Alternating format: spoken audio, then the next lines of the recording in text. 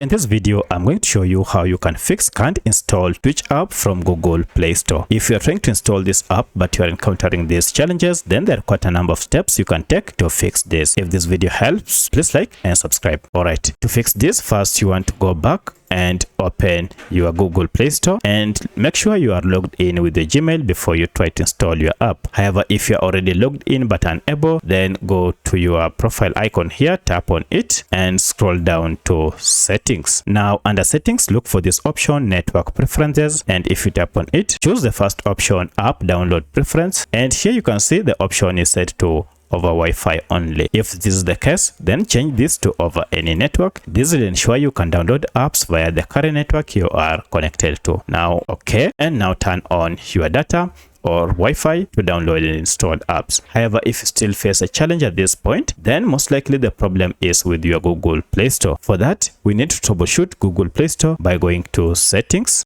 and from settings scroll down to apps. Under apps, look for this option called manage apps or all apps. This will list all the apps you have on your phone. From the list, search for Play Store, and now if I tap on it here, go to force stop and okay. Again, go to clear data and choose clear cache and final okay. Restart your smartphone and go to Google Play Store. Once you have restarted your smartphone, search for your app. Let's see Twitch.